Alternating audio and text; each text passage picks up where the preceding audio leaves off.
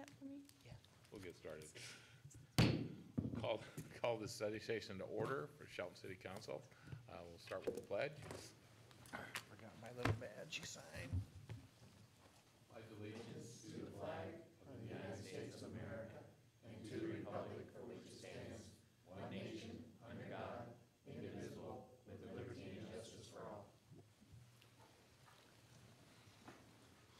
And we'll turn it over to Jeff. Thank you very much, Mr. Mayor. Tonight's study session is to discuss the development of the 2020 budget, and with that we have some materials for you that we've prepared with the most up-to-date information, and our Director of Financial Services, Mr. B. Miller, will make a presentation to you tonight, and we'll answer any questions that you may have once the presentations are complete, or during, if Aaron's okay with that. Yeah, absolutely. Good evening, Mayor, Deputy Mayor, Council members. Aaron B. Miller with the Finance Department. Apologize for the tardiness of getting you some of this information, but we have been spending a lot of time putting together an overview of the budget. I hope you had a chance to look at that over the last several hours, or I think we sent a draft out yesterday.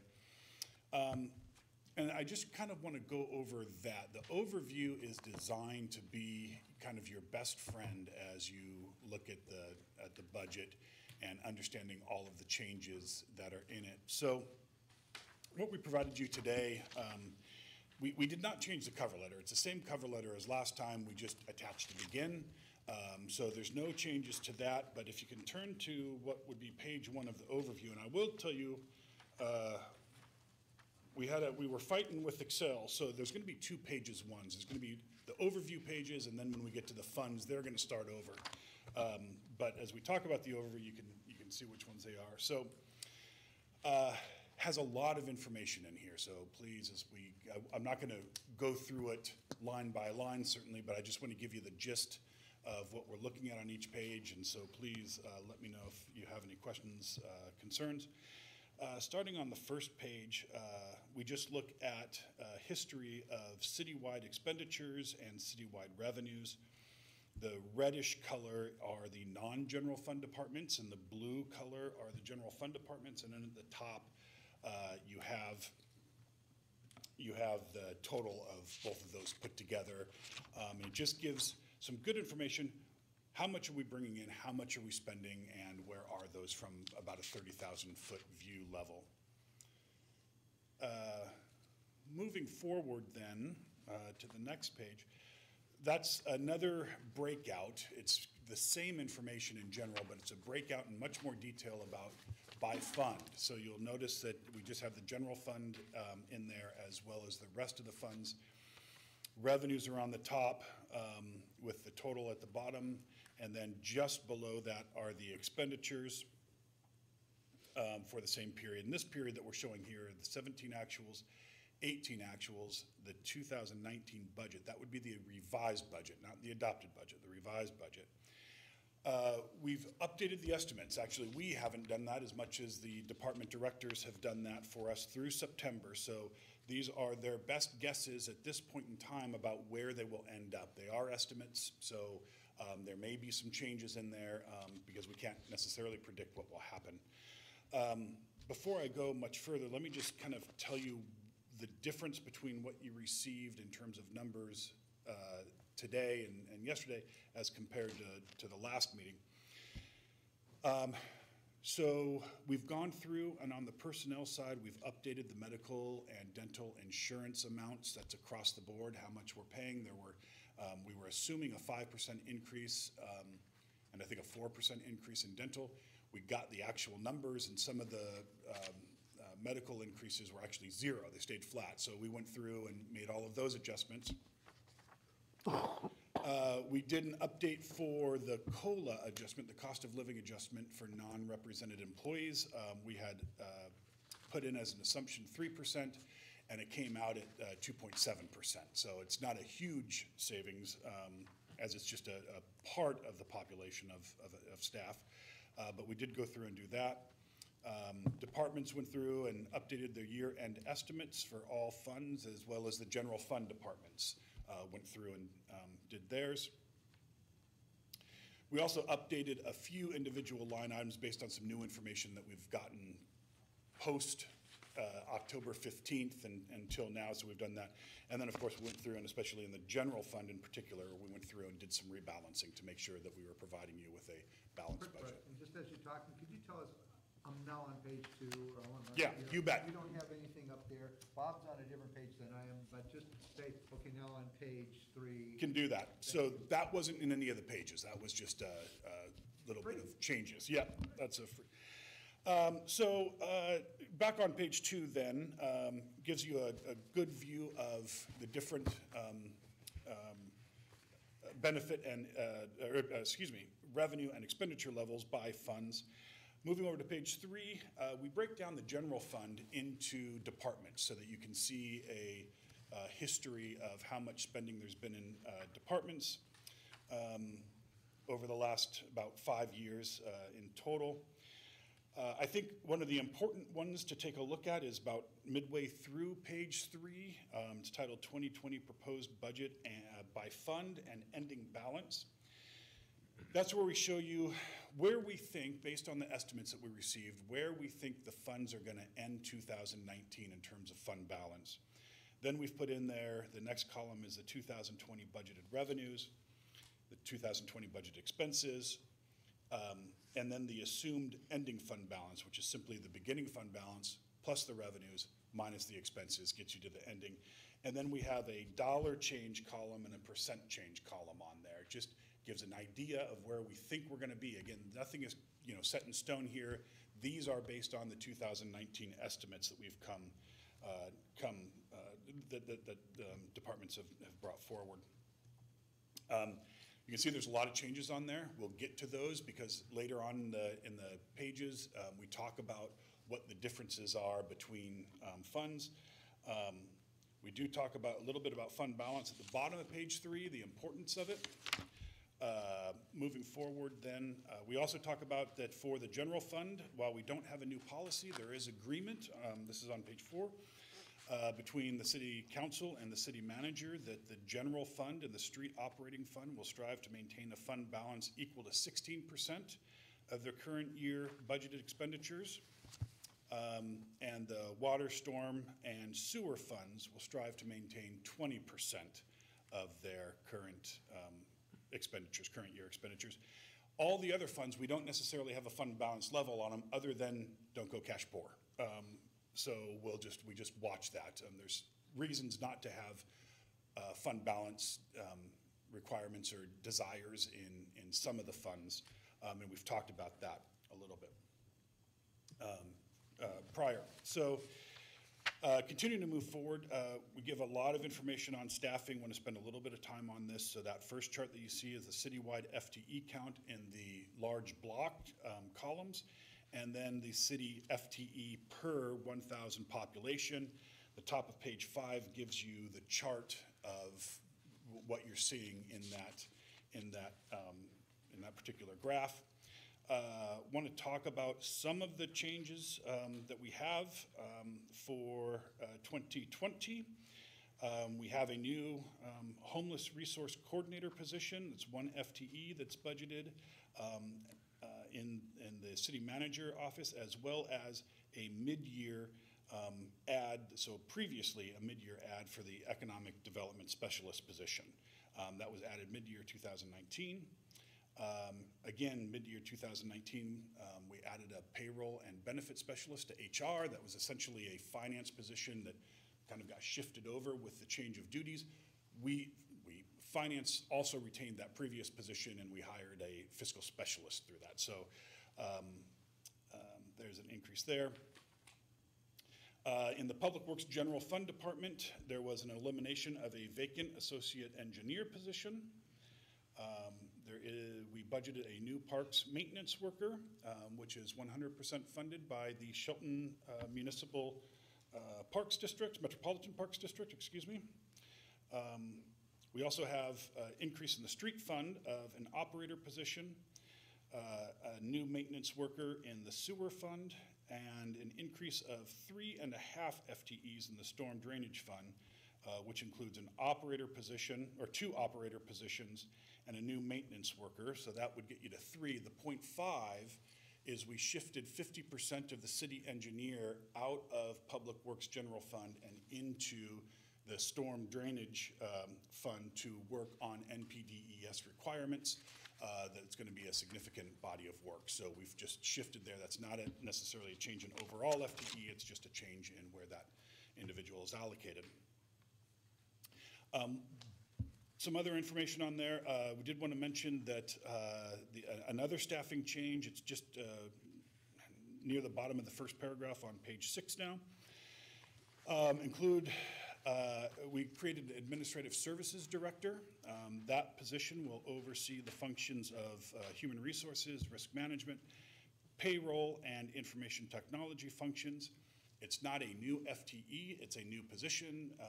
The previous human resource manager position kind of fell away, and this one was created. So again, not an increase of FTE there.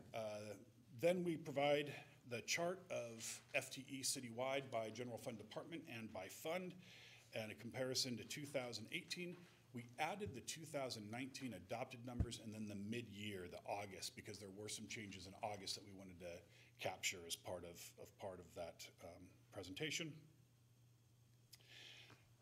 And then we give a couple of colorful pie charts on page 7, general fund staffing by percent of total for the general fund and where those FTEs are, and then a citywide staffing as a percent of total. So the general fund is rolled up, and that accounts for just about 69% of total FTE staffing.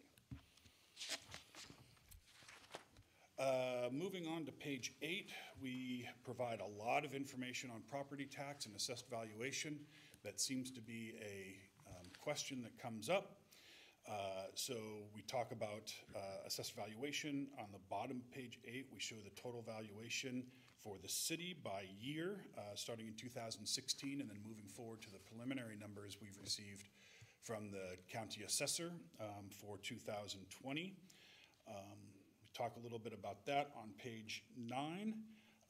We show the percent change by year in assessed valuation. So you can see it starts with 2017, the change between 2016 and 2017, where 2017 actually went down a little. And since then, it's been a steady increase, almost 16% increase in assessed valuation in 18, just over 9 in 19, and then at the preliminary numbers, an increase of about 8.1 for the 2020 assessed valuation for the city of Shelton. That assessed valuation is used for, from the city perspective, it's used for the EMS levy, the Emergency Medical Services levy, as well as the city's regular levy. It also is used for the Shelton Metropolitan Park District as well. Down near the bottom of page 9, we just provide some information on the levy rates and the assessed valuation and the levy rates. And then just at the bottom of that, just to give a feel, we just took 2000, we said, how much would you pay generally? This is a kind of, it's for demonstrative purposes, it's not an absolute, but how much would you pay for the city regular levy and the EMS levy if your property valuation is 150, 200, and 250, and that's just on there, again, for demonstrative purposes. Calculating levies is a extremely complicated endeavor, which I'm glad that we don't have to do. We're moving forward to the general fund. Am I going too fast? Just right about right? Okay. Moving to page 10, lots of information on the general fund. Starts with the general fund revenues. About the middle of page 10 is the revenue chart on that, and I just want to spend a little bit of time talking about what's below that chart. So really our general fund revenue projections for 2020 are based on the 5 assumptions kind of below that. The economy will continue to see modest growth.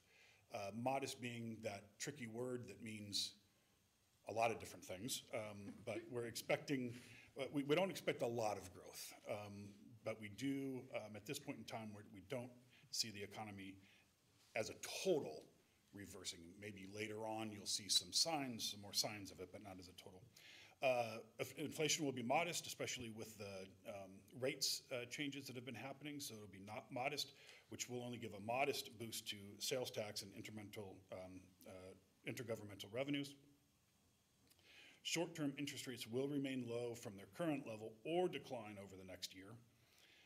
Revenue growth generated from permitting and construction activities in 2018 and 2019 will begin to normalize in 2020.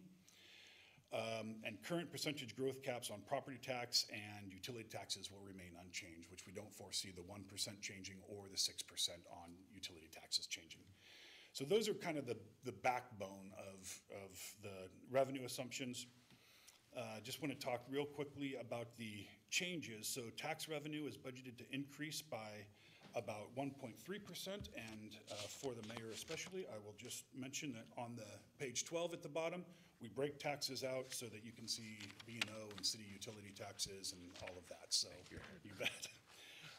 But overarchingly, or overall, tax will increase by about 1.3% over the 2019 levels, and it says see tax breakout below, which is on a few pages. Charges for goods and services is budgeted to increase by about $430,000, or 14.5%, and this is mostly due to the increase in the calculation for central services indirect cost changes that the city, should say, the city pays to itself. For those are services for finance, city manager, HR, IT, and all of those that funds pay in for that. I will say that the indirect cost plan is built using the most recently completed actual year. So the 20 plan is built using actual 2018 data because we don't know where 2019 will be, so we build it on 2018.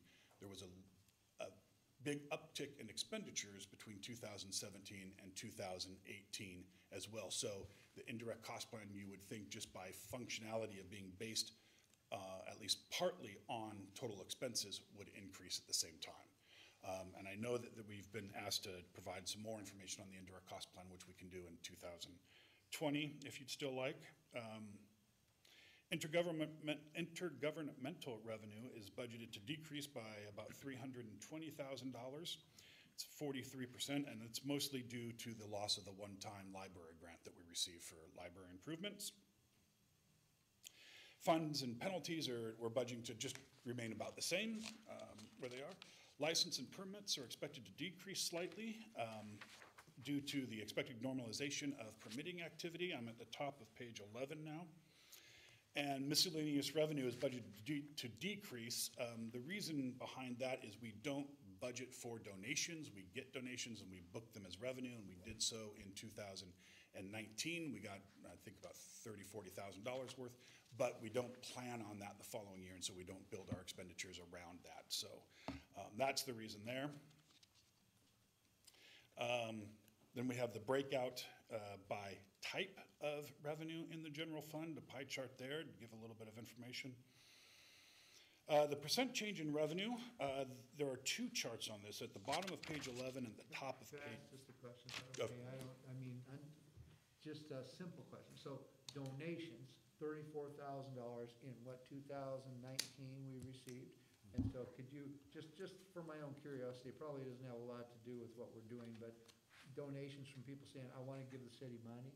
Yeah, I think the large one was for canine purchase, was $20,000, $25,000, something like that. For what? For a canine program? Some people Yes. said, hey, if you want to donate They to wanted, this, we will. that's right, we get donations for parks and recreation activities, and those are the two big ones. And you don't include in there if somebody donates a piece of property, that would not be in this 34,000, Correct, right? correct. That's a separate, if somebody donated some property. Yes, and we don't budget for that again. If they do it, that's great, but we don't. Thank you very much. You bet. So at the bottom of page 11, the percent change in general fund revenues, we show it two ways. The first chart at the bottom of page 11 provides the percent change in general fund revenues, and this is budget to budget. So it's 2018 actual, 2019 revised budget, and 2020 proposed. On the next page, we also want to show that because we include the 18 actual and the 19 estimate and the 20 proposed, because that does change the look of it a little bit. And we do go through and talk about decreases. The second full paragraph, a large decrease in 2019 budget as compared to the 2018 actuals in the first chart, a result of the creation of the street special revenue fund. And you'll see that a lot, because when the council created the street special revenue fund, it moved street activities, expenses out of the general fund, but we also moved the revenues along with it. And so that has a big impact. And that's kind of a theme that you'll see throughout this as we talk about general fund and some of the changes. Bottom of page 12 then is the tax breakout, and we provide on the top of page 13 a little bit more information about it. So the property tax is our second largest tax revenue, and it accounts for about 31%. Property tax is based on assessed on real property and is done through the Mason County Assessor's Office. All in all, the property tax level that we have in there as a proposed budget is the legal 1% limit, because the IAPD, the implicit price deflator, is 1.36, 1.37, something like that. And so you can either take the implicit price deflator or 1%, whichever is lower. So the statutory 1% is included. It includes new construction revenues, as well as state assessments, as well as refunds. So the total increase in property tax is not 1%. It's the 1% then plus those other functions. So when we get to the property tax ordinance next on the 19th, when we bring it up, you will see that it's not necessarily 1%. It's because it has other factors involved in there. And we've detailed that out on the ordinance. Moving forward then, general fund expenditures. Oh, sorry, I wanted to talk about sales tax. As we've talked about many times, sales tax revenue is budgeted to increase by 7.3% over the current year budget, over the 2019 budget. But our current year estimates are well in excess of budget. So when we look at the 2020 budget as compared to our 2019 estimates, it's about a 12% decline. It's about $400,000 that we're bringing sales tax down, and that again is the result of the construction activity the heavy construction activity that has accounted for about 25% of our sales tax. And so we want to make sure that as that starts to normalize, that we're not building ongoing operations based on revenues that may contract. So we've built that into the 2020 budget. General fund expenditures is kind of presented much the same way, and the chart of it at the bottom of page 13 provides the 18 actual, the 19 revised budget, the 20 proposed, and then the dollar change between 2019 and 2020, as well as the percent change. The top of page 14, we provide a little bit more information. I want to take a little bit of time on that. For significant expenditure changes in the general fund with a plus or minus 10%. So the change in the city council department, which is a decrease, is driven by the salary and benefit changes of moving 2 council positions from the previous commissioner salary and benefit range. The city manager department increases by a full FTE, homeless resource coordinator, that we talked earlier about. And so their budget increases just a little. Information technology increase is really based on the non-represented salary schedule that I believe is scheduled for tonight? 19. Next week, okay. Next week, and that's really just to try to bring salaries a little bit closer to market levels.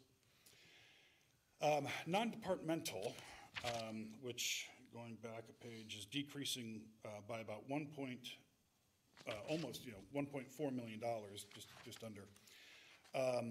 Accounts for the general fund expenditures which do not fit within any real purview of any of the other departments.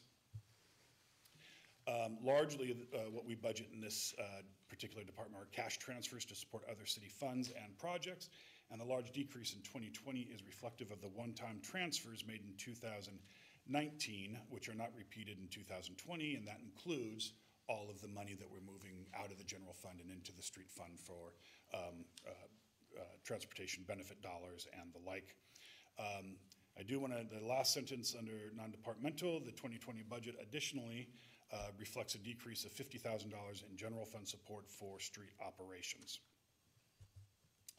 And the decrease in general fund public works reflects the elimination of the vacant full-time associate engineer and the 50% allocation shift from general fund to storm drainage for the city engineer. So, you know, we've already talked about those things.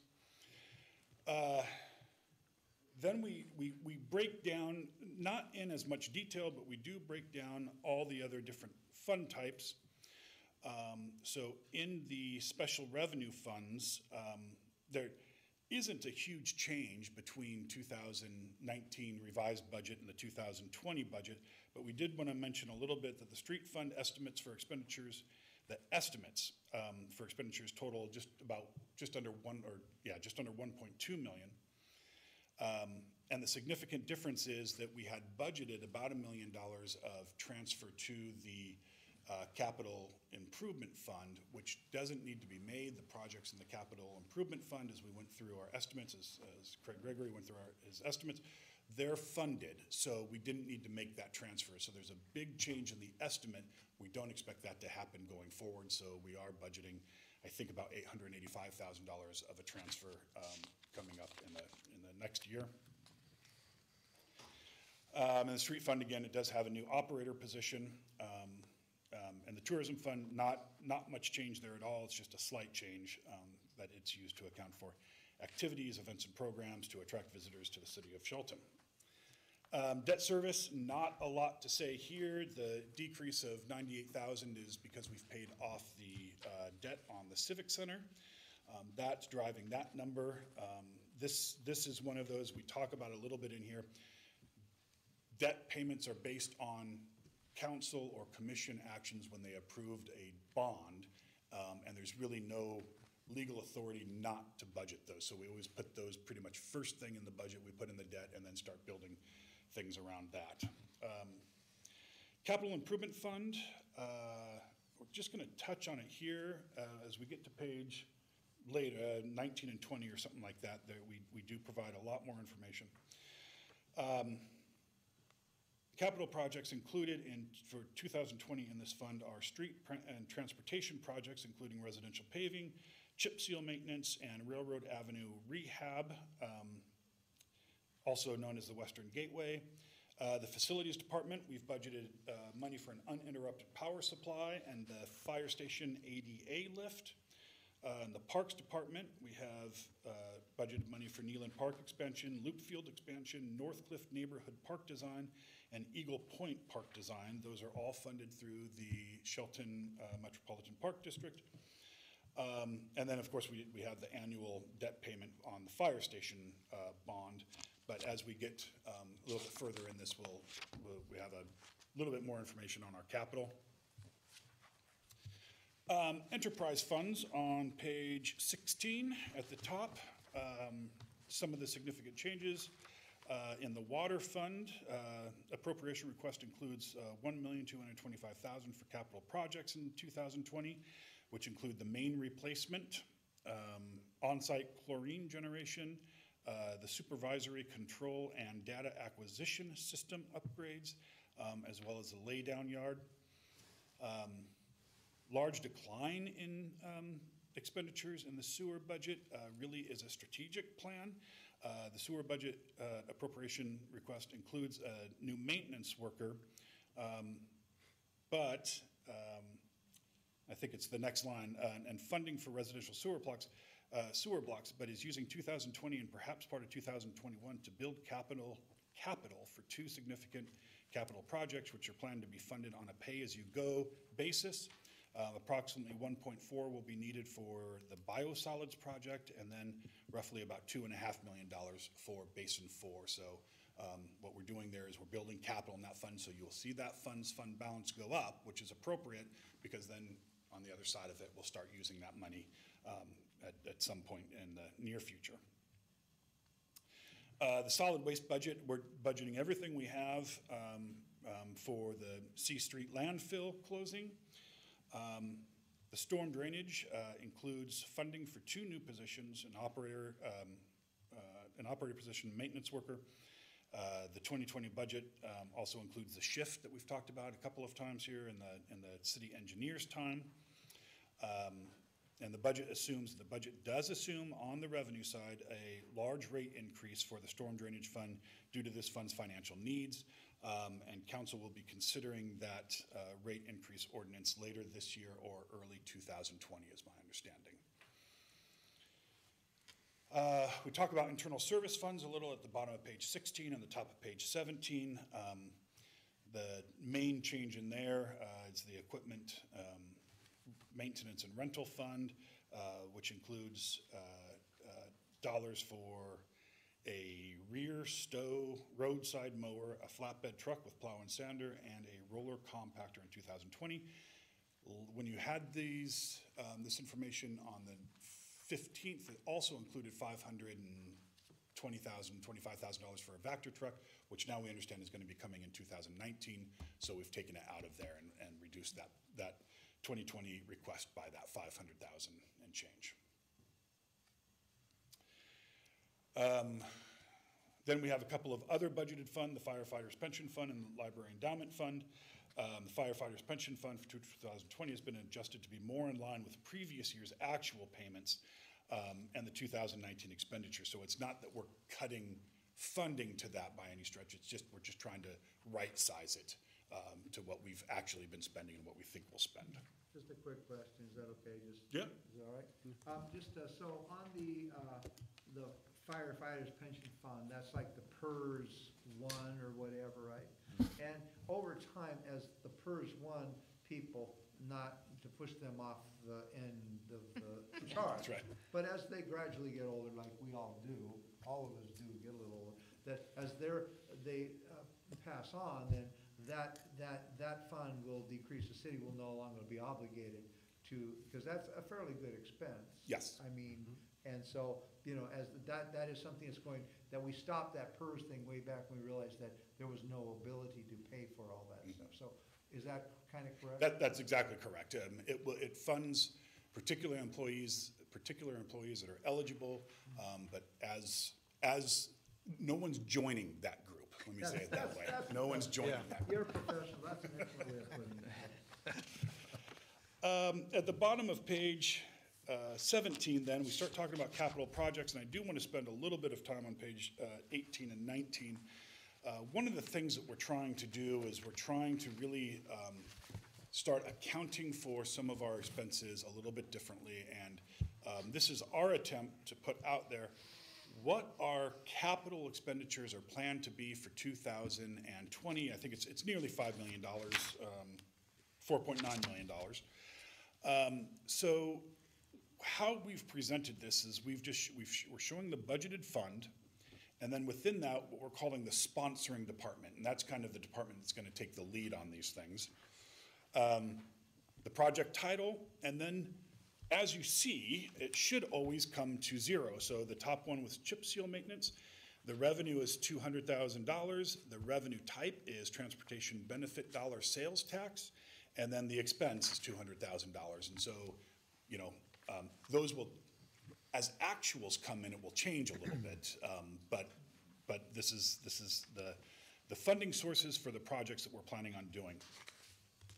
So you have the chip seal, the residential paving. I want to come back to the railroad if we can.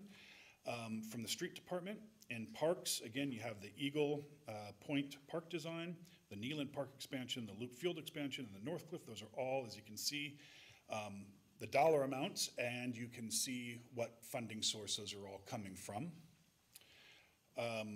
For facilities, we have the fire station ADA lift, which is a general fund obligation, as well as the uninterrupted power supply.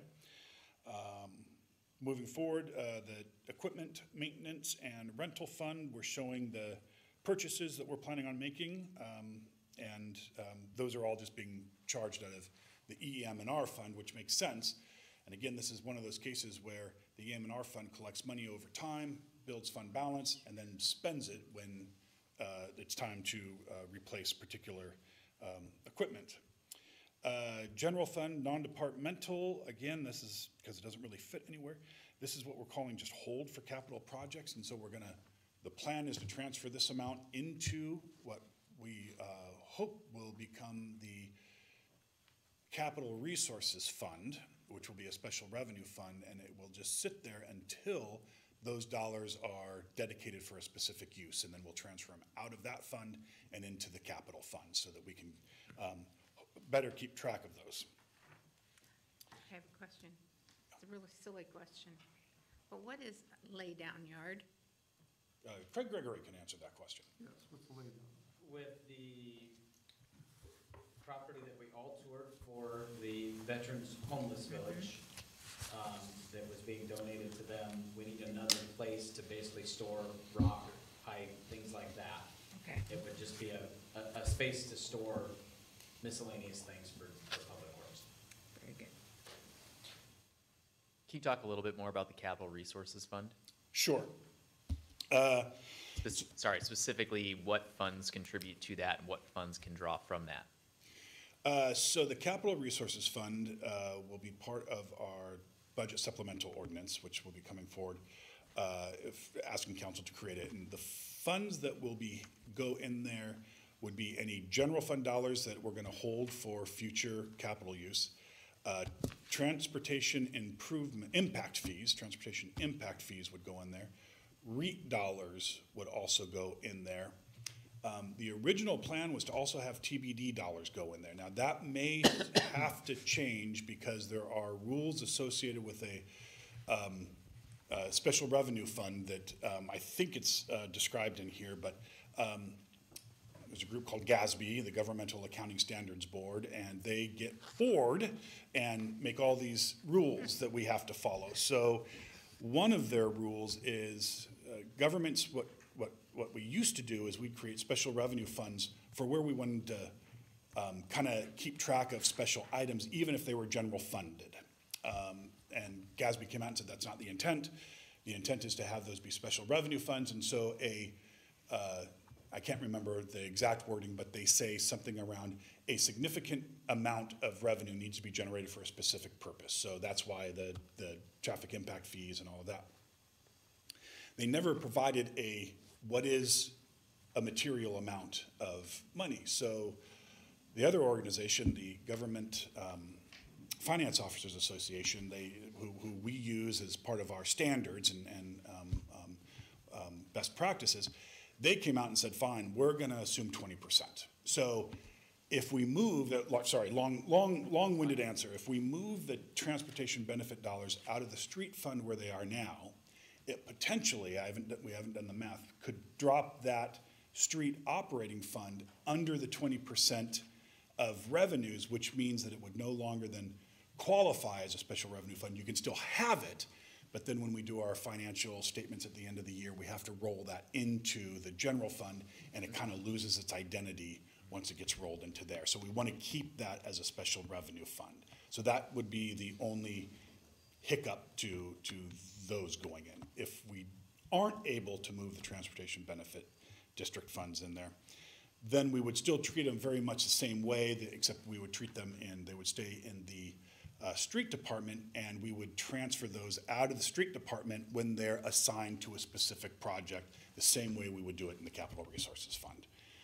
But right now, transportation impact fees and REIT and any general fund dollars that we would put over there, they get into the capital improvement fund, and it just kind of all meshes together, and we want to look at ways to be able to keep that a little bit more clear as we move forward.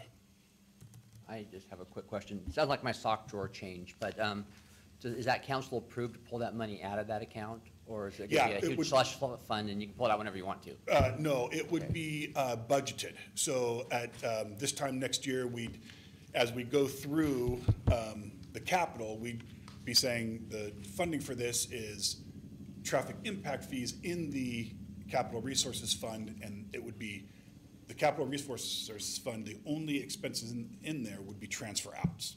So the money that's in there, the council would have to approve the transfer out budget. It's the same as any other fund. The council is responsible for setting that budget limit, and we can't go over that without permissions. Okay. So. It's a point of clarification. So for example, the Capital Resources Fund, an example of a transfer out to another fund, is that possible to storm, for example? Could we do that? Say it, for Yeah, example, one more it time. could be. It could be, yeah. Typically, the enterprise funds are designed to run like a business, and should the user fees that are associated with those, the storm rates, should fund ongoing operations as well as capital needs. And the idea behind that is that those fees need to be set in a manner that provides that. There is no rule that says general fund that's transferred into the capital resource fund could not be used to help with storm. General fund can be used for any good governmental purpose. Where you would have a little bit of more issues is you can't use traffic impact fees for a storm project. But a storm project could have attributes that are traffic impact fees eligible. And so what we would do on that, as we go through some of our desired accounting changes and chart of account changes, we transfer that TIF money into the capital improvement fund, into the capital fund, with the same project as the storm project, so that at the end of the day, we can say the overall cost of the project was $1 million, storm paid 800,000 of it, and transportation impact fees paid 200,000, and so that we can keep those separated and say that 200,000 was for these intended purposes for that fund. And so it's a little bit better way to cost account for those projects. If I may, one more. So vice versa, taking from storm to the Capital Resources Fund is not possible or possible? It would be possible, but from an accounting perspective, you don't need to do that, because the enterprise funds, they have their own capital projects within them. And so the projects that you see here under the water and under the sewer on page 19, they're all taking place in those funds. It's not really a transfer out of that, but they're accounted for as capital in those funds. And then my only comment to wrap this up, my portion of this chat, sorry, thank you very much, is, so you would agree that government finance and accounting is not like running your own personal checkbook at the end of the day, correct? It's a little more challenging than that, so. Yeah, one of described. the misnomers is that you can run government like a business, but because government is fund-based, it's Right. not really able to run like a business, in many respects, Thank you. But not all. but not all. Thank you. Especially in the, that's the enterprise funds and the internal revenues, internal service funds are designed to run like a business. I mean, that's why the monies that come in really support those activities. I did want to just go back we hadn't gone through page 19. So water fund, you can see the laydown yard, which we've talked about, the main replacement, on-site chlorine generation, and the SCADA updates. In the sewer fund, there's the residential sewer blocks. Solid waste is the landfill closeout. Storm is capital equipment. I probably didn't update that from a different chart, so we'll just assume that's, well, it's only $8,000. I'm not sure what that is. And then the salt bin building, which is in the street fund, are the capital projects planned for 2020 and the sources. I want to just quickly go back to the Railroad Avenue rehab as well as the salt bin building, because when we bring forward the ordinance for council adoption, I think right now what we're showing is that the street bin building will take place in the street fund. It should be in the capital resources fund, so we'll have to change and put a transfer out and a transfer into there, so it will change the numbers. Well, especially in the capital or the capital improvement fund, it will change the numbers a little bit. And in the storm, it will just go from a capital $90,000 capital to $90,000 transfer out, but it will just change the category for that. One of the things about capital projects that's different than other funds in the general fund, special revenue funds, enterprise funds, internal services funds, they lapse at the end of the year. So you don't carry those operating funds forward. For capital projects, the budgetary level is at the project level. So what we don't want to do is budget, a $3 million project in 2019 where we only spend $1 million and say, well, there's $3 million left to go, and so we budget another $3 million and we only spend $1 million, and then we budget $2 million, because at the end, it looks like the project was budgeted for $12 million, and it's really just that $3 million. So for capital projects, once you budget them in 1 year, that budget carries forward, and the only time that we have to go back and amend that is if we didn't budget enough, and we have to go back and we have to amend the project budget. So, long story, just a little bit longer. The Railroad Avenue rehab, we're working in partnership with Public Works, trying to figure out if those expenses were budgeted in 2019, then we don't need to budget them again because it's in a capital project fund, and we don't want to budget them again, as well as some of the revenues. So there may be some changes here. What we bring forward in the ordinance between that particular project and the salt bin building, but I just wanted to add those clarifications. The rest of the budget overview is pretty boring. It just talks about kind of the budget process and legal interpretations, and then on the back of page 20 we have the budget calendar included on there. And I realize I'm running out of time here, so I just want to quickly walk through some of the changes on the fund pages, or if it's in the general fund. So let's go to the finance page, which is on the new, starts on page 10 of the fund pages. I'll use us as a guinea pig. So when we presented the information on the 15th, by necessity, they were at this very high level. It was, I think, salary, benefits, supplies, and capital, or something like that. We've been spending a lot of time, Don has actually been spending a lot of time going through and breaking that out to a little bit more digestible chunks. And so in the finance department, there are 3 real divisions. There's the utility billing, there's the accounting division, and then there's the recording services division. So at the information received on the 15th, those were all lumped into one, and so we've broken out those divisions and we've included a little bit more detail on them so that as you're looking through this, again, it's a little bit more digestible. So if we just start on page 10, I'm not going to go through this line by line, but the top part is the accounting division and breaks down, and then we have the subtotal for those activities. The next part down, it doesn't say accounting, it says city clerk record services. That's because the city clerk actually charges to the finance department for these particular things, but it's really, we don't have any control over it, so to speak. So we're showing that as a city clerk function in here. And then, of course, on the next page, the utility billing, it's kind of back to the finance. So we're trying to give a little bit more information about the larger breakdown, or the more detailed breakdown within each individual level. And then we still have the funding levels for 2020. Based on that, it looks like I think we have to update it, because I don't think we updated the admin support position to go back to full-time on this. No, it is. Is it? Moved up to the full. No, that's, That's how much I know. I didn't work on these. No, I'm just kidding.